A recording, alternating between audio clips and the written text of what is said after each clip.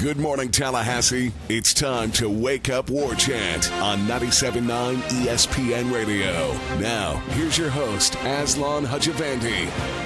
Oh, man. My darling, I can't get enough your love, babe.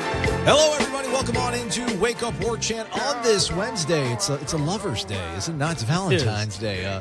Every Wednesday is a day for lovers, really. It is, but right? This one especially. That hump, folks, that hump. What better way to spend Valentine's Day than with your loved one at perhaps one of the three properties of For the Table Hospitality? Corey, can you name the three properties of For the Table Hospitality? Man, I'm here when you do it every day. So Madison Social for sure. 1, Central. 2.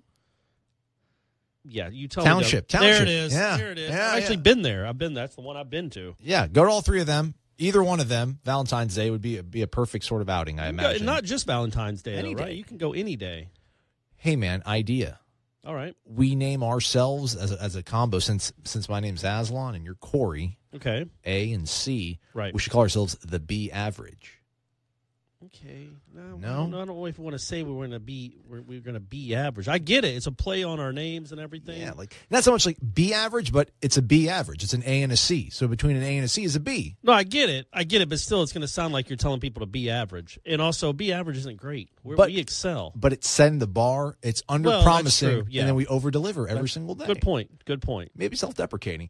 Shout out to the folks on War Chant. Shout out to the big homie Noel Nation 386 for posting a thread trying to build me back up. I appreciate it. Yeah, that was nice. That was I saw very it. nice Got a lot of comments. Yeah, it was good stuff. And then as well as Plaid Seedman on Plaid Seedman. I should probably pronounce Seedman.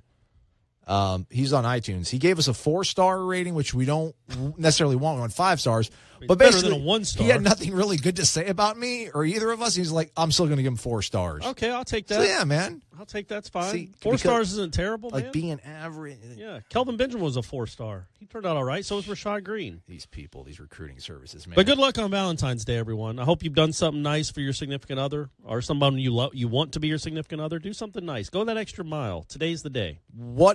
Pat yourself on the back. What's the coolest thing you ever did for your lady friend? Either lady friend. Any lady in your life. Any lady in your life. Time. The lover that is Corey Clark. The one I'm with now, I shouldn't say the one I'm with now. That's very dismissive. No, it's not. My girlfriend, we haven't been dating long. This is our first Valentine's. Ooh. And I'm going to be covering a basketball game tonight. So won't really get to do much tonight. But yeah, I'm not great at that kind of stuff. I don't believe you. I know, right? I mean, I feel like I'm romantic every other day of the year. So Valentine's Day, I tend to take a day off. Right on. Let everybody else catch up. Yeah, let everybody else catch up, and then I turn it back on February 15th. That's usually my game plan. But I'm not, I'm not that romantic. But I've done chocolates, and I do the cliche stuff, man. I've done I haven't done rose petals. And there would be nowhere to lead them tonight anyway because I'm going to be at a basketball game. I guess I could, lead them to the media entrance at the Civic Center. Ow, ow. But other than that, yeah, no, I don't. What have you done? Have you done anything special for someone? I know you're the single guy. I've been serially yeah. single, yeah. So you've gone on dates on Valentine's Day. No, I've only been with a girl one time on Valentine's Day, like the only one major girlfriend I had when I was in Mississippi. And no, we went out to lunch because it was it's February 14th, so it always falls on a funky day, It felt like on a Tuesday. We went out to lunch. I gave her a gift card that I got her for a massage and a manicure and a pedicure at a spa in town. Okay. And then I had roses delivered to her office while we were at lunch because I knew she wanted flowers. And I'm like, I'm not getting you flowers. Flowers are so cheesy. And then she's like, whatever. And I'm like, here's your gift. Oh, and that was a nice little... And then when she got back, and then she texted me, she's like, oh, my God, it's so pretty. Thank you so much. And then later that night... Very nice. Come on, man. Very nice. Great, I man. like. Good All work. right. It's a family show. It's a family show. All right. Thanks, everybody, for the kind words and all that sort of stuff. I still suck, though. We'll try to get better every single day. It's what we do. Well, that's what you got to do. Just try to get better, man. Florida State, are they going to be any better tonight when they take the floor against Clemson, number 11 Clemson? I mean, you hope because it's such a big game. Clemson's number 4 in the RPI.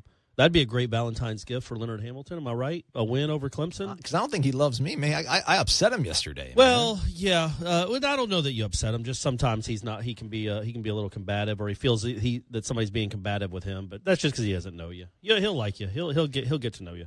I've known him for 10 years now. I've been dealing with him. I interviewed him one time prior when I was interning with Ira and Jim Lamar and Gene Williams, obviously, and super nice guy.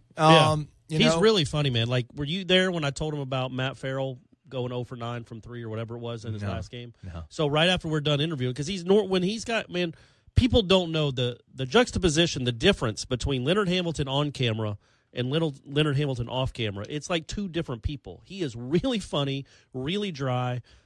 Just the way he talks is really funny. And then on camera, he can be kind of, he's just kind of stiff and says a bunch of cliches and the same things over and over again.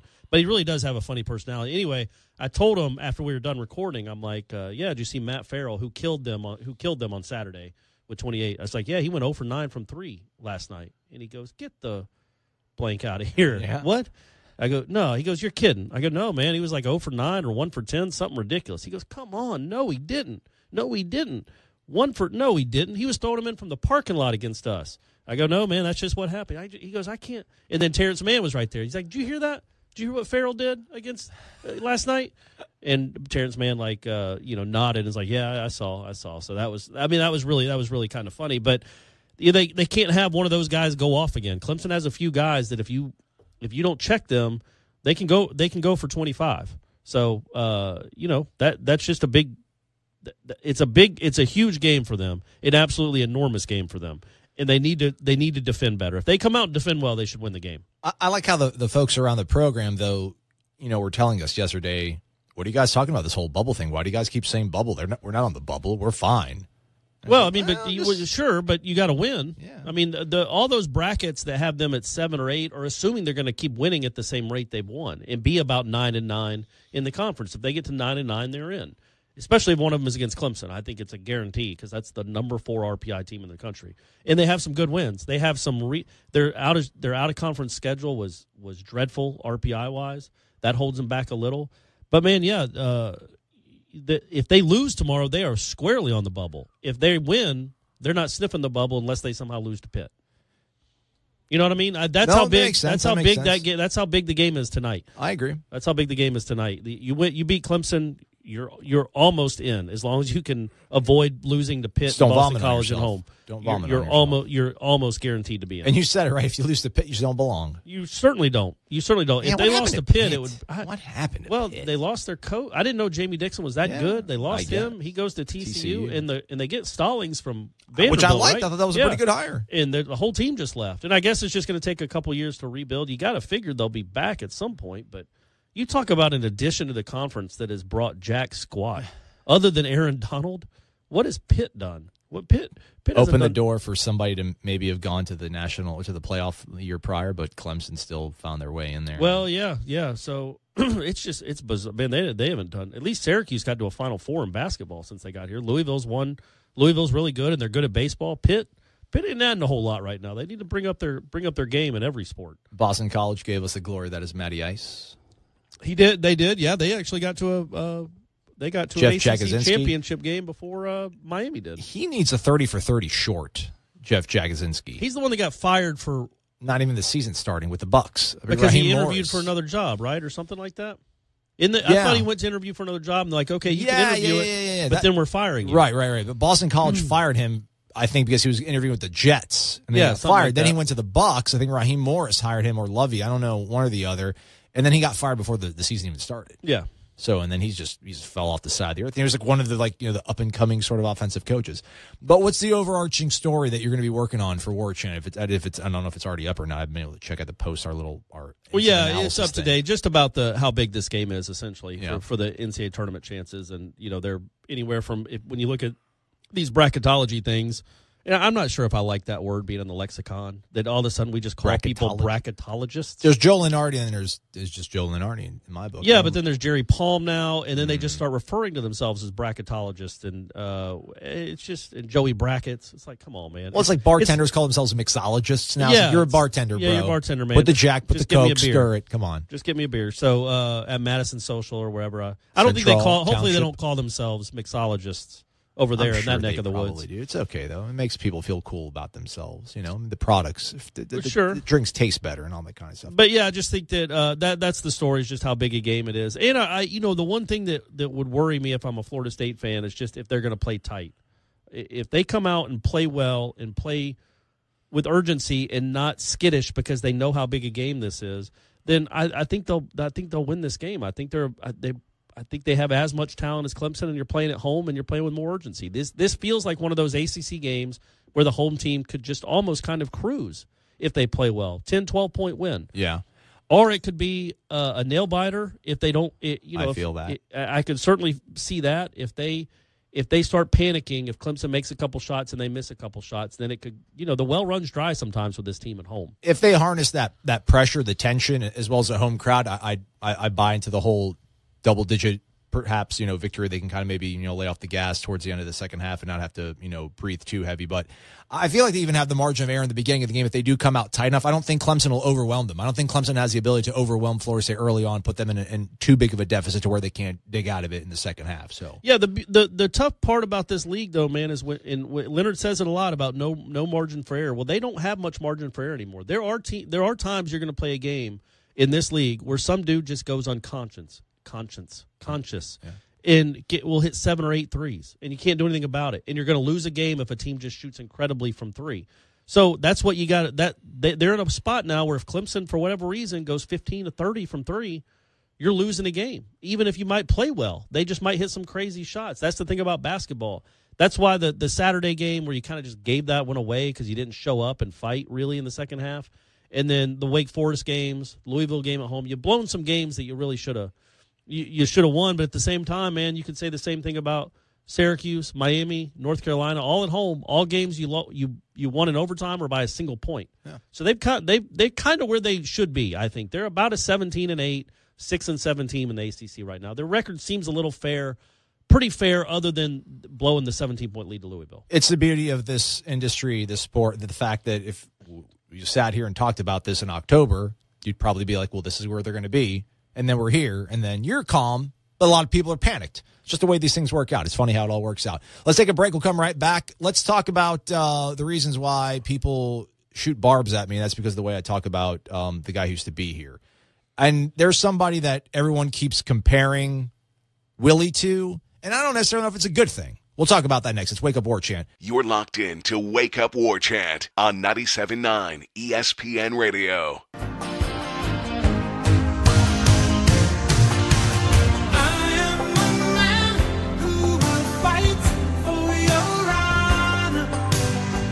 Oh, yeah, folks. Yeah. Drinking in Valentine's Day edition of the program. It's Wake Up War Chant. I'm Aslan. He's Corey Clark, the senior writer for warchant.com. I actually called you senior editor yesterday. Whatever. Because Ira was on the show and I got all nervous and stuff. But he's Corey. I'm Aslan, director of digital media for warchant.com. We are brought to you by the good folks at For the Table Hospitality. You know where to go. Central, Township, Madison Social. Those 3 great locations, all part of their ownership group. Go out there, check them out, enjoy yourself today and every single day that you can. So, I got to stop saying man is one thing. Listen, I listen to people's criticism. I don't lose sleep over things. I saw that in the thread that you say man a lot. Yeah. I don't like. I literally hadn't even noticed it. I feel like I've been, I did an intro with Ryan Kelly on the show, and I guess I said man a whole bunch of times on that one. So somebody just kind of came at me, guns a-blazing, whatever. I don't care if people criticize me. I get it. You have to have a little thick skin. I just don't like when people say things. Somebody said that I'm regurgitating talking points and I don't know anything. That's sort of, I'm like, come on, really? I mean, you don't have to agree with what I'm saying, but at least, I'm coming from a certain place on certain things. Hey, man, I'm going to post what I'm going to post. You don't have to agree with what I posted. Right, yeah. I think you regurgitate things. Okay. And you just hit talking points. I'm allowed to have an opinion on the message board. If talking points, if anything, would be me simply enjoying and loving everything that Willie Taggart's doing, which I mainly do. I mean, for me to regurgitate talking points would be to take the company line from Florida State, which I'm kind of giving, compliments to the guy who used to be here, which is, not putting me in good favor with some folks, which is fine. So what was your, in your previous job, how much feedback would you get? What was your Twitter feed like? What was your, in Jackson, it was pretty solid. Not like what it was, just how much did you get? Like, what were you getting a few comments a week, a day? Yeah, I mean, a few comments a week, I would say. In Dothan, it was nothing. Tweets at you or tweets emails? At me. Okay. Tweets at me. Nothing in Dothan. Dothan was very old school. It was Facebook, and I never went on Facebook. And I don't think a lot of people, I didn't really move the needle in Dothan. I don't think people really embraced me in Dothan. I don't think my brand of like humor and delivery really went over well. I think people kind of thought maybe I was condescending, and I wasn't. I'm kind of self-deprecating, and I just like to do things a little bit differently. But yeah, it's awesome. Like, I love the fact that I can go on iTunes and look at what people are saying. Anytime we post a story, I can see what people are saying. Anytime I post this link to this show, I can see what people are saying. So it's cool. And like, it's been overwhelming, but in a cool way. And I try to go on and respond to folks when they have questions about things. And again, like, I don't lose sleep over this. I'm not trying to make nobody feel bad for me. I'm fine. I'm a happy guy. I love what I do. But one of the things, obviously, people don't like is the fact that I have good things to say about the guy who used to be here. And this is weird too. It's becoming like a I don't know, like a self-fulfilling prophecy. I don't even know if that's the right expression. But you don't have that good of things to say. You'll say maybe it was just the beginning when you would challenge me, or you'd say but every time I say why fans didn't like them or why it ended wrong, you or poorly, you always agree. Oh, I get it for sure. I hated it. You get why people are upset with them. I think you're just coming at it that you weren't here when it happened, so you're just kind of giving another side of it, like what other people might think. I think you're speaking for a minority, but I think it's a cluster of people that do agree with you, that think, man, we might be in trouble without Jimbo. And I do think there's a chance Florida State is in trouble without Jimbo. Not a good one, because I trust that Taggart's going to bring in some incredible players and they're going to be fine. But also, more than that, and I think you could agree with this, we can appreciate what Jimbo did in those crazy classes he had. Well, they had fallen off considerably in the last 3 years. They weren't. He was trending down. If he was a stock, he's trending down for sure. For sure, man. I think I'm with it. Everything, all things considered, getting out from that albatross of a buyout is almost worth Taggart going 7-5 this year, whatever he might do. Because I don't think many people, I didn't anyway. I don't think it was going to bounce back under Jimbo. I just don't. I think it was going to be a perpetual 4-loss team, a 3 or 4-loss team. I just do. I think his message had petered and fallen out. Nobody cared about it. Nobody was listening anymore, and he was going to have to gut his coaching staff, I think. And he needed to gut his coaching staff. And that's what got people excited. And like I don't know that he was going to. Right. That's it. In October, there was the belief that was going to happen. So that's why people of my ilk were like, okay, let's try this one more time. Let's get the band back together, if you will. But then it seemed like he wasn't willing to do that. But I think now you've got like this, I don't know, this reputation of being a Jimbo lover, a sycophant. Slurper. I don't think you are. Slurper, they say. I just don't. Man. I don't think you are. I haven't gotten that impression. I think you're, you've said, again. I suck. It's fine. It's fine. Well, it's you fine. do obviously, but you can get better, and I'm trying to help you get better. But I really don't. I don't see that. I haven't felt that you're this guy that thinks Florida State made a mistake. Right. I've never. Maybe that's my what I mean to say. You can appreciate what Jimbo did. You can maybe even think that Jimbo was going to turn it around here. But I don't get the impression you think Florida State made a mistake. I just think your thought is we don't know yet. I think some people are more positive. Some people are almost assured that Florida State is in a better place with Willie Taggart. I don't know that you're assured of that. It's just so many things because there's see, nothing been proven yet. People talk about it's just we're so spoiled in just what he and the program has done to Florida and Miami. It's something that I don't think anybody really can truly appreciate until we lose it. Until we lose to Florida sometime. Is he 16-2? I mean, good grief. He lost once to both Florida of them? and Miami were down, so you can't really give them to – Florida and Miami were down. Well, listen, we could have made a stupid hire. Jimbo could have sucked the entire time he was here, and we could have split all these games with these teams, but we didn't. We dominated him. It was fantastic. But anyhow, enough about that. I don't want to – the other thing is some folks have pointed out that I made a comment one time about I'm a little uneasy about Willie's sort of down-to-earth sensibility when it comes to player relationships. I feel like maybe he'll be too buddy-buddy, and I'm just cut from the cloth that I feel like, Dad's got to put his foot down. Dad can't be your best friend. And I think like the head football coach has got to be that sort of authoritative figure. And then people say, well, listen, you idiot, look at Dabo. Look what Dabo's done. And Dabo's had a really positive disposition. Nobody called you an idiot, did they? No. And I'm stopped talking in that sort of tone. But people just pointing out I was making sure. I was hoping people didn't call you an idiot. That's not nice. Again, it really is fine. When I was covering Alabama playing Clemson in the Sugar Bowl this past season,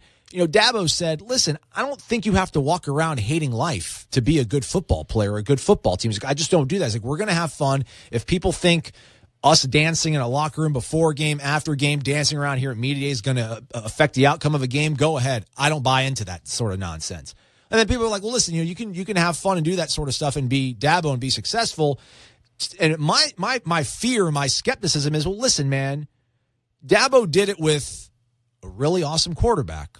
The kind of way that people are discounting the way Jimbo was, right? Because Jimbo had Jameis. Well, he had Deshaun Watson. They had Kelvin Benjamin. Well, they had Mike Williams. Well, start rattling off all these guys. That's what it took for Dabo to beat Nick Saban. It wasn't. Well, right, but the difference is Clemson's been really good for 5 years in a row now. Since 2012, right? They've been in BCS bowls, and they've been in 3 playoffs and won a championship. They even when their all-time great quarterback left and went to they got smoked by Alabama. They had no shot in that game. Playoff, though. But does it matter? Well, sure it does. They were in the playoff. They didn't fall off a cliff and have no chance of getting to a playoff. They were still there. Now they weren't going to beat Alabama. They didn't have the horses offensively to beat Alabama because of that quarterback. Then again, look who they just recruited. They got the number 1 quarterback in the country coming in. Literally, the number 1 player in the country is going to Clemson to play quarterback. He's got a beautiful head of hair, by the way. Crazy, Trevor those Lawrence flowing kid. locks. And they got a kid on campus that's supposed to be good already. He was Hunter Johnson, hot shot dude the year before from Indiana. So they're loaded at quarterback. They're going to have a really good quarterback starting probably next year. I don't know if he's going to be Deshaun Watson good, but they're going to be really good. Florida State, we don't know what they got at quarterback, which is bizarre because you would have thought Jimbo would be the ones that was landing those types of players. Right. But yeah, I just think when you look at 5 years, for 5 years now, Dabo's message is still resonating. They still recruited their tails off again this year. That message is resonating. He gets those guys to play hard. They really like playing for him. The defensive linemen apparently don't want to go make money in the NFL. They want to stay and play by that lake in South Carolina. But, it's resonating. And Jimbo had that 2-year window, really, you'd say. And that 14 team was a struggle. They didn't play well. You couldn't say they played well in any game that year. Never. Which is crazy. They didn't. They'd play well in the moments that mattered, but, man, they didn't play well. Clemson's team just has been a juggernaut now going on 5 years.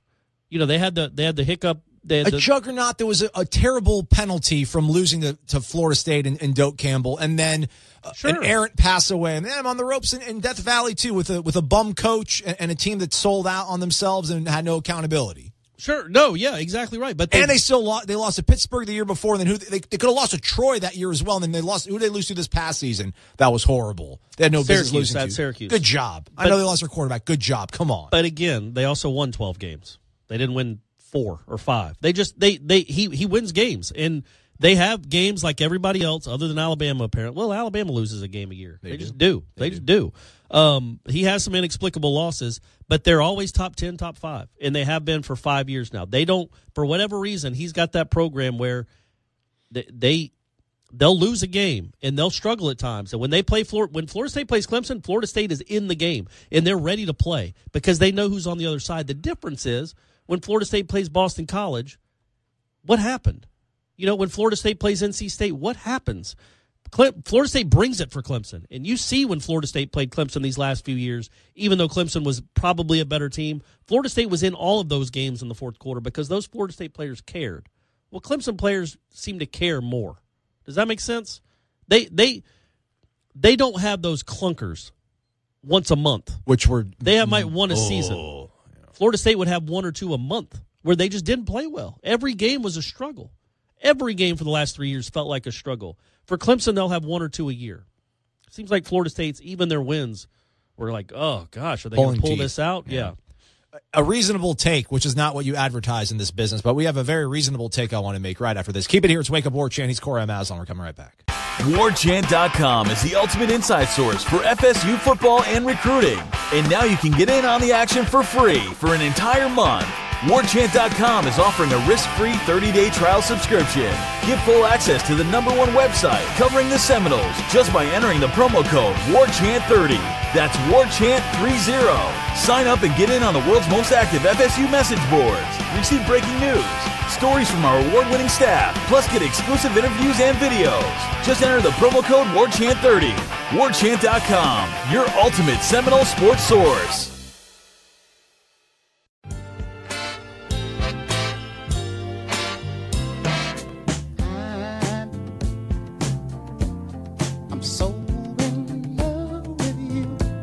That's right, folks. Just let it wash over you. The good vibes, the love, Cupid, his bow, the arrow, piercing your heart, your cold black heart. At least my cold black heart. Today is for lovers. It is. Today is for lovers. He's Corey Clark. I'm Aslan. It's Wake Up War Chant right here on ESPN 97.9 Tallahassee. We're brought to you by For the Table Hospitality, Central, Township, Madison Social, all in College Town. Check them out. You won't be disappointed. If you are, I don't know, come at me, bro. So, Corey, what I advertised in the previous segment was a reasonable take. Okay, good. And again, listen, man, love and Willie, man. Love and Willie. Just let's get that. Let's establish that. I'm all about it, man. I'm all about it. I have good vibes. I have good feelings. So, you talk about these clunkers, and I made probably a bad sort of comparison here because, listen, it's just so – I want to compare everybody to Alabama because that's what we're all chasing, man. Oh, man, don't. You're going to fail. Everybody, even Clemson. Clemson's can't hold a candle to Alabama. 5 titles in 9 years is nuts. Yeah. I mean, just can't. Yeah, listen. I mean, so what did Clemson finish the year then? Like what, 12-2? 12-2 with an ACC championship and a playoff appearance. I'll take that, man. I'll take that. 4 ACC titles in a row, I think. And right. And you know, and despite all this, like three in a row. I have optimism. I'm unreasonable in that. Listen, every single year, even when it was Drew Weatherford, I expected us to compete for a national championship. I expected Florida State to be in the thick of things, and this is what I want. And I don't know. I feel like this is reasonable. Maybe it won't be. This is all I want from Willie. Maybe not in year one, but just going forward. Just get me to November. Get me to November and have this team be 9th, 10th, 11th. Make it to where there's 3 weeks left in the season. And you're fighting for and something. We need 5 teams ahead of us to lose to get into the playoff. Like, that's what I want. That's what the last 2 things were so maddening now, especially here in hindsight, thinking about Jimbo Fisher, you know, the guy that we shouldn't talk about. Just that the season was over before it even started. Season was over before October, each of the last 2 seasons. Well, maybe not last year because of the hurricane, but it was over by game 2. Yeah. Season was over. You know, just get me to November. And that's the crazy thing that, you know, I understand that people – When you look back and you look at the big picture of things, that things are trending down. And listen, I mean, the last 2 seasons, the season, you can't even really enjoy yourself in October. I remember I was at my buddy's, his son's 2-year birthday party when the North Carolina field goal went through. And I'm like, our season is over. Yeah. I'm like, it's October. And like his birthday is October 1st. I think his son's birthday is like September 30th. I'm like, it's over. The season's already over. You wait all this time and it's done before it even starts. And that Labor Day game is going to obviously be huge because I feel like you win that game, obviously, all this potential is then slowly becomes realized. If you lose it, obviously that really puts a big shot in the sail. Yeah, I mean, it would be a bad look for Willie to lose his first game as a head coach, but that's a tough game. It's a real opponent to start out with. Jimbo got Samford his first game as the Florida State head coach. That's a tough one to start out with. So you hope if they can win that game, which they'll be favored, and they have better players than Virginia Tech. Virginia Tech lost a lot off last year's team. You know, you feel good going into the that's a tough month, and that's a tough schedule, man. I think, man, and I know we're way ahead. See, I'm saying man a lot now. I think sorry. You rubbed off Pass on it me. off to Golly, you. I shouldn't have read that thread. Now it's in my head. But if you can beat Virginia Tech and you get out of that first 4 or 5 game stretch with maybe 1 loss, and that's even weird to say as a Florida State, somebody that covers Florida State. You shouldn't be okay with just the 1 loss. I mean, you're good enough that you can win every game. It's just the nature of the sport, and it's a tough schedule. You're going to lose a couple games. Even if you're really good next year, I feel like you're going to lose a couple games. But if you can start off with a bang, and so you start off that month with 2-0 because you're going to win the next week, man, that's a good start. You're all of a sudden in the top 15, top 12. But I agree with you, man. Just get to November with a chance. The only time they've really done that, I guess, really the only time they've done that was 14 in the playoff era. Yeah. And that was such a grind that nobody enjoyed it because every week was a dental appointment, just trying to extract a win. I loved it. Somehow. I mean, you broke a lot of hearts, But man, it was America just they were angry. My tweet every Saturday night was, "Sorry, America. See you next week." Yeah, that was the case because everybody was rooting for them to lose, and they always found a way to win. But it was never pretty, and it was never over by halftime. It was always a grind. So it was hard to enjoy that season, I would imagine, as a Florida State fan for other reasons too, off the field. But man, yeah, get them. I don't think it'd be good I don't think it's going to happen this year. I just don't. But next year, in moving forward, as he loads this roster with more and more talent, I think you will be in position where it's November, middle of November. You've lost once, but as long as you beat Florida, you've got a chance. It might be the argument of, okay, well, they're not in the ACC championship game because they lost to Clemson, but they only have one loss. Do they deserve to go? One of those things. But I think they will start being in the conversation again. That's all I'm asking. Two threads that are currently up on the Tribal Council right now over on warchant.com. It's Wake Up War Chant. He's Corey Clark. I'm Aslan Hajavandi. Thanks for being here. There's one that asked if there was any two stories that War Chant could do, what would you want them to be? And the caveat was besides the entire tell-all of what happened with Jimbo's sort of departure. And then what was the other one, Aslan, as I'm failing to deliver on my end of the story? And just kind of, the other one was, what didn't we see on Showtime to show that the cracks were starting to form, right? Because that was an all-access show. They went behind the scene, quote unquote, air quotes. Somebody had final edit, and it wasn't Showtime. Well, here's the thing. This was one of the moments, I'll remember like two or three things always about Jimbo. One of them will be him crying when Cam Irving picked him up after they won the national title. The other one will be him probably rooting Kermit down the field. Right, pulling his hammy. And then the other was this moment from the 2016 season from the Showtime show. They should never have stopped us one drive. Your focus and your dedication. If you don't want to pay that price, don't play at Florida State. You play the damn game. And you don't let somebody get off the mat. We got to start being accountable to each other. Have some damn pride. You got a hell of a damn football team, but you won't let yourself do it. You made a lot of progress, but we got a lot to go. I'm proud of you. I love you. But I'm being honest with you. You stop you. Nobody else does. A lot of people can't say that. You stop you. Quit stopping you. Quit stopping you. I love that. I freaking love that. Valentine's Day song. I love that so much. And that was from that show. And we talked about lack of accountability. Wasn't that and he's yelling at them. That was the South Florida game. Yeah, that's ironically the game they beat Willie Taggart. Taggart's team scored 35, but gave up 55. Yeah. In a story that he told Andy Staples, after that game, he's looking across the field, imagining how his offense would look if he had those players that Jimbo Fisher had, and never in a million years did he think walking off that field at Raymond James Stadium that this job would come open. Yeah. So going back to your point from the last segment, so you talked about how you're uneasy a little bit by not having that kind of coach anymore. I think Willie's got that in him. Well, maybe. I think Willie's got that in him my for sure. point is so he did that week, and then he came out for the interview and would basically turned into who's the guy that doesn't want to get fined? I'm just here so I don't get Marshawn. fined. Yeah, basically was saying got to play better, got to execute better. Like everything was 3-word answers. He didn't want to talk because he was so mad. And that's why I gave him benefit of the doubt when we had Ira on the show in terms of him not throwing DeAndre on the bus because he could have said whatever he did in front of all you guys. Here's the deal. So we saw that. So we know how angry he was, and he was trying to reach them, and it was supposed to click with that message. They went out and lost to North Carolina last week, very next week. Was it? Oh, yeah. They lost 37-35. Nothing resonated. The message had died. Now, maybe it could have been resurrected with new players that came in, but the very next week was North Carolina, and they lost, and their season was over. So they got crushed by Louisville. They go to South Florida and make the head coach so mad he's kicking things. Now the first play of the game, first play of the game, 80-yard touchdown, blown up. And then the next week they lose inexplicably to North Carolina. Get down like 21-0 in that game. Yeah, there was no fight really. They came back and had a nice season, incredibly when you think about it. In 2016, after all that, they played an easier portion of the schedule, but again, that message. Sometimes, for whatever reason, and it might really resonate in College Station. They might love him. They might play really hard for him, just like these guys did here for a few years when they won a national championship. But it had lost itself. The message was lost. The program was mired in something. Well, here, I don't want to make an excuse for him, but doesn't this maybe go to your point that he, at one point, starts recruiting kids for the wrong reasons? Yeah. Yep. It's like, listen, you're playing for the NFL. I mean, what more can you do? And I'm not trying to defend Jimbo here, folks. Listen, I assure you, man, I'm fully on board with the Willie Taggart thing.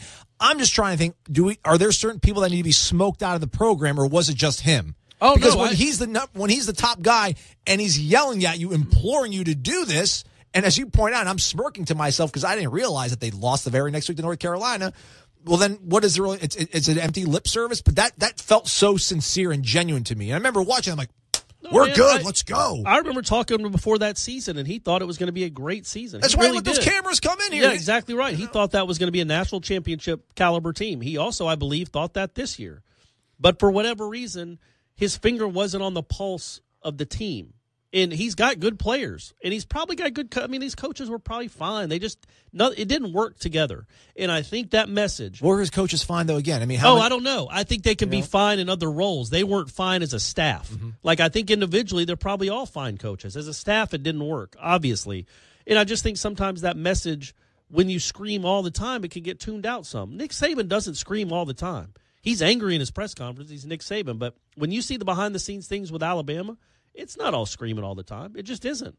With Jimbo, I think like maybe if you do that enough, they literally just tune you out, I think. And I just think that's what happened. But, again, I'm going to say it every time. It was a good marriage, had some nice moments, but it was time for a divorce, time to move on.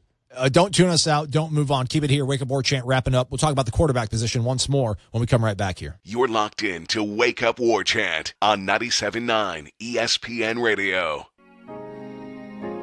I don't know much, but I know I love you. And that may be all I need to know. Ditch the roses, fellas. Go with tulips. Tulips, I think, were what the royals in my motherland, my family's motherland, Persia and Iran. That's what they would give to the tulips. Natives. Tulips. Right. They're different. They're pretty, too. I think they're like daffodils. I think a little bit cheaper, too, guys. I'm sure they are, yeah. Valentine's Day edition of the program. You're welcome. We'll stop talking about love. We'll get back to football. Also, like chocolate-covered fruit is always a big hit, I think. Yeah. You got to buy the fondue. You got to actually buy the fountain, though, and melt it in front of her. You can't. I don't think you can, bring the prepackaged. Oh, you want to get? I mean, fruit. Then you're having to bring stuff into her house. Like you're bringing in equipment. I think they appreciate that kind of stuff. But what do I know? I'm serially single. I was going to say that's weird when you talked about that. So if you don't have a girlfriend, I guess it's probably bad form to ask somebody out on Valentine's Day. So that's a day that single people kind of avoid. I've been trying, brother. I've been on Tinder, just getting got my trolling in, just letting it off the back of the boat, trying to get something to pick up. But like if you say you had gone on a date on February 8th, and then maybe another one on February 12th. Maybe that's too early to ask to do something for Valentine's Day because that might be over. I'd go right for all it. Right. Man. I didn't know what the etiquette literally, was. Any of these girls that I'm pursuing on Tinder right now, I would totally lock it down for a date later tonight for sure. And it would work out so perfect because I'd have to say, listen, I'm working. I can only meet you probably like midnight, and they'd be like, oh, what? You only have one thing in mind. It's like, no. Like, there's a place right by my place. We can grab a beer, and they serve late night barbecue. It'd be awesome. And then, I would totally wire with the fact that I'm not in it for just the one thing, and then it's smooth sailing from there, brother. Pro tip, man. Man, I don't feel like you should give away your game plan on the air. It's amongst family. Oh, okay, yeah. It's amongst family. We're nobody's good. Listening, right? Nobody's taking notes and sending stuff out. No one's laying the playbook out there like that, man. So what I had something in mind I was going to say that was somewhat profound, but it skipped off my brain because I was talking about Tinder. Yeah, man. I had something. I was going to go right to it. I met my current girlfriend. Okay, go ahead. On a online dating site. Did you? I don't want to give them free pub, but yeah, I did. Okay. It was the first date I went on. It's what you have to do. Especially in this day and age, I don't want to be that guy saying this day and age, but you go up to a girl at a bar and just even try to introduce yourself to her, and some people are like, what are you doing? Like, you're in my personal space. That's never been my game. I've literally never met someone at a bar. Right. That ended up being anything romantic ever. I just don't have it in me. I'm not the kind of guy where you look at me and go, I gotta go talk to that dude. Man, I don't know. I've only tried it one time. Steely eyes of yours. And it was in college, and there was a really, really attractive girl. She was with a group of like 4 or 5, and they were all sitting there talking. And I thought she looked at me and smiled. And I'm never this guy. I never do it. She's but down. I'm like, you know what? I'm gonna try. I Shoot your shot. I had a few pops. So I was like, I'm going to give this a shot. She was really cute, and I swear I thought she smiled at me. And she might have. I don't know. But so I go over there, and I thought, man, this is going to slay them, the whole table. Because she was sitting in the corner of this table in a booth. and I said, nobody puts baby in a corner. Oh, I pointed yeah! at her. And this was 1997. So it's probably a cliche to do that now, but this was only 10 years. So she said, what? One girl heard me and laughed, and the other three looked at me like I had four heads. And she said, what? And I said, never mind. And I just turned and walked back to my friends who, couldn't stop laughing. Still give me grief about it. But I thought it was a nice awesome. play, man. I thought that was really good. I thought a really Dirty good Dancing play. reference for that age, because they had all seen it. They were all 21, so they were 11 when that movie came out. They had all seen it. I thought it was perfect, but it didn't work for me. You know what it was? You were thinking high-level offense, and she was a freshman wide receiver. She just couldn't pick up the route tree. She couldn't pick up the route tree, That's yeah. her problem. She didn't. She wasn't on my level. All right, so a little bit of self-deprecating, or I really shouldn't probably admit this. So when I interned for Gene and Ira and Jim Lamar at the Osceola/War Chant back when they were a partnership, Fred Rouse had arrived on the scene at Florida State, and I really wasn't contributing anything besides just transcribing entire Bobby Bowden post-practice comments. So I'm like, they're like, Aslan, you want to try to do something with Fred? Go ahead and do it. I'm like, I want to, let's do something called 5 questions or 5 funky questions with Fred Rouse. I remember that. Oh, boy, okay, that was you. Yeah, that's okay. So, right. ask him 5 questions walking off the field. Colsey was coaching defensive backs, and I don't know, was Dugans around at that time? I'm just like, who would win in a one-on-one matchup, Colsey or whoever else, and he took his, and just a couple of innocuous questions, and I got murdered. I got destroyed on the message boards. Just, who is this idiot? What a stupid thing. Yeah. It was my fault Fred Rouse ended up not I might have been becoming one of those posters. I apologize. Could have happened. It's fine. I was telling Ira, I'm like, I was just too ahead of it. I was too ahead of its time. Just people weren't ready it for really it. was. Right now, it might be the reason we're not allowed to talk to freshmen anymore. It might be. So I finally submitted one of the first things I've done for War Chant that didn't involve video or just simply piggybacking off you or Michael Langston or Gene and just leaning on your guys' expertise. So I was kind of telling Ira, I'm like, listen, you want me to kind of scrounge up and just look at the landscape out there when it comes to transfer quarterbacks, grad transfers, and whether any of these guys, kind of. He's like, yeah, work on that. That won't be a bad thing. So I made this sort of list, and we went ahead and published it on War Chant, and so far so good. There's been a couple people that are like, well, what a clickbait thing. These names suck, and I'm like, listen, I didn't say the names are going to be good. I'm just telling you what's out there. What names do you want? Yeah, well, Jake Fromm. Yeah. Tua, whatever his name is at Alabama, he can transfer. He can transfer over. So, the names are fairly underwhelming, and that was the thing. And a lot of it... They always are. Yeah. Yeah, exactly. No one wants to let their good quarterbacks leave their campus, and it's kind of funny how that works, weird, right? Yeah.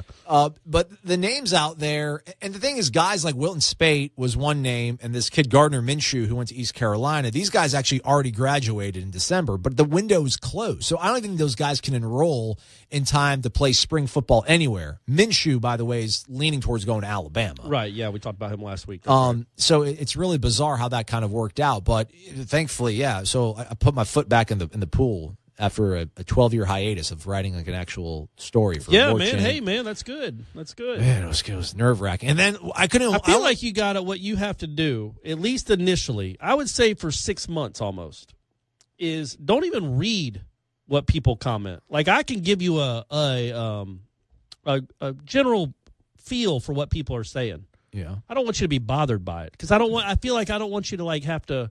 I don't want you to have a governor on. I don't want you to be free of a harness. I got you. Just go and fly free. I feel like if you're going to be looking at that stuff and trust me, I have to do that. Not really on War Chant yet. I know if I write something that people are going to disagree with, man, I'm just writing what my opinion is. And if I click on it, quite frankly, the first few things I wrote were all so pro Willie Taggart and anti Jimbo that I knew it was going to be 95%. Oh, this is great. This is good. I really like this, whatever. But when I write something like last week when I wrote about how ridiculous it was that they had the National Signing Day party the same day as the biggest basketball game of the year, I knew there was going to be some pushback to that and people were going to think it's dumb or say it wasn't, they disagreed. That's fine. I don't read that really because it's just my opinion. You know what I mean? And my opinion is my opinion. You can think I'm dumb, but it's not going to change my opinion probably, just like I'm not going to change yours. And I really had to do that being at the Democrat once I became the columnist. We put everything on Facebook, and I would never read the comments on Facebook. I would read I would read tweets at me occasionally, and I would read the emails, almost all the emails. But the Facebook comments, it's man, why do that to myself? Because what inevitably happens is there'll be 9 people that say, man, you did a really good job on that. You Wake Up War Chant's doing really well. You're doing a really good job on Wake Up War Chant. But it's the one person that says you say man too much. Yeah. That sticks in there. Right. So, and some of the criticism is warranted, sure, for all of us. When I write a column that I make a dumb point, I can take it.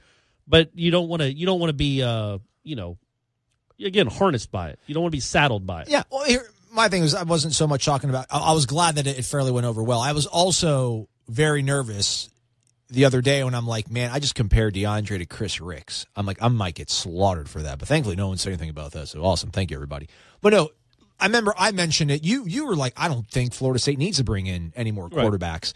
I think Jake Rizzo's, for some reason, his status with the team is uncertain. I saw him on the official roster, which I know is not the best thing to go to these days, which is a sad state of affairs, but that's for another show. Well, we'll know in like 5 weeks when the spring practice roster. It should come out before then. Well, it should, guys. Yeah, but it ain't. But it's just the fact of the matter that, listen, again, and you should believe Willie over me. I'm not saying don't believe Willie. I'm just saying I'm looking at the case study that I know, and that's Teddy Bridgewater. And it took him a while to get back from his knee injury. I mean, I know they're saying DeAndre 7-on-7s is the expected sort of thing for him in spring football. I just don't know, man. And if James goes down, then you're left with a redshirt freshman in Bailey Hockman if DeAndre can't go or vice versa. So why not bring in one of these guys who's rarely, is pretty much unheralded? I mean, Quentin Dormady in Tennessee. I mean, guy just couldn't do anything, and Wilton Spate. Wore out his welcome in Michigan. I don't even know if that's a guy, but Jim Harbaugh might tell Willie stay away from, kind of a thing. Yeah. So it's just one of those things, though, where I don't know. I mean, I'm not saying you bring in a guy like Everett Golson where people, me included, thought, oh, bring this guy in, things will be just fine. You'll keep this thing humming along. It's just one of those. I feel it's a good stopgap, and I think at this point they're at 82 scholarships or 83 scholarships. So if there's space, why not? But the names are pretty. Yeah, I mean, you're not going to get anything. You're not getting a Russell Wilson. So it is what it is. It's only for depth. You're not bringing in, and I know we just keep using his name, but Wilson Spate can't play. He's not. What's he going to do for you? If Wilson Spate is playing for Florida State in any capacity next year in a game that matters, you're going to have a bad season. The season is somewhere going off the rails. Yeah. Kind of the same thing, no matter who that 4th-string quarterback is, because that's what they're coming in as, is a 4th-string quarterback. I do think. Francois's got 6.5 months to get right. And he doesn't have to be 100% right. His arm's fine. His arm that he hurt, he can still move around enough. You just better block it up a little bit if he can't move like he did before the injury. But he still should be okay to play. And, again, you're talking about depth. There's not going to be any program changers that come in this. It just doesn't happen. It doesn't happen. You got to recruit these guys. They don't transfer in. But I get what you're saying, because – You do want some depth, because you do have a lot of question marks, especially if Francois is hurt or if he keeps getting called out by his coach in the media. We don't know how that relationship will develop, and if he decides to bounce, and again, that's a huge if. I'm not even implying anything, but if for whatever reason things don't work out, man, you missing on a quarterback could be kind of a big deal. But as it is now, when you're looking at August 20th, you should have 3 quarterbacks, capable quarterbacks. And if you have a grad transfer, that's fine. But if that grad transfer ends up playing, something went horribly wrong with the first 3 guys, is my opinion. 15 seconds. Clemson, Florida State. Does Florida State win tonight? They do win tonight. I believe so. They do win tonight. I'm going to say by 6. And everybody has a merry, lovely, wonderful, happy Valentine's Day. WarChant.com, your ultimate Seminole sports source, knows now is a time of true excitement for Nole fans everywhere. That's why WarChant.com is especially proud to announce its newest team member, senior writer Corey Clark. Combine Corey's expertise with owner Gene Williams and managing editor Ira Schafel, and WarChant.com boasts nearly 50 years of experience covering the team you love. It's Taggart time in Tallahassee, and that means now is the perfect time to sign up for your free 30-day trial. From National Signing Day to March Madness, WarChant.com is your ultimate Seminole sports source.